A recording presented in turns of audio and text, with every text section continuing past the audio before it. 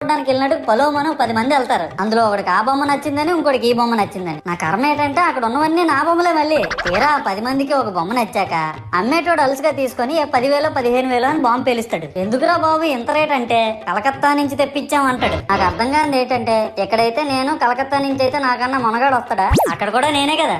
ఇలా నన్ను బజార్లో పెట్టి బేరం ఆడి నా మొహానికి ముసుగేసి వ్యాన్ ఎక్కిస్తారు. ఆ వ్యాన్ డ్రైవర్ గాడు నేను ఉన్నానని కూడా చూడకుండా ఏదో ఆలోచించుకుంటూ డ్రైవ్ చేస్తా గతకల్లో గబ్బి గుబ్బి అని తీసి నా కాల్లో చెయ్యి ఎరగొట్టేస్తాడు. ఈ విషయం చందాలు ఇచ్చిన చిన్నోళ్ళకి తెలిస్తే మళ్ళీ ఇరిగిపోయిన బొమ్మ పెట్టకూడదని ఏ బొమ్మ రాసి కవర్ చేసేస్తాడు. సరేలే జరిగిందేదో జరిగింది, నా భక్తులే కదా కూల్ బ్రో అని చిల్లయ్యే లోపు నన్ను పందిర్లో పెట్టి ముసుగు తీసి నాకన్నా పొడుగున్నే సౌండ్ బాక్సులు 2 నా చెవులు పక్కన పెట్టి డీజే గణేష్ బ్రో అని చెప్పి నా పాటలను కూని చేస్తారు. సరేలే పిల్లలు కదా ఇప్పుడు కాకపోతే ఎప్పుడు ఎంజాయ్ చేస్తారు, కాసేపట్లో పూజ స్టార్ట్ చేస్తారని వెయిట్ చేస్తా ఉంటే ఆ 5 రూపాయల వ్రతకల్పన బుక్ చూస్తే ఎక్కడ లేని కోపం వస్తుంది. ఏరా నాకు అర్థం కాదు, ఎన్ని సంవత్సరాల నుంచి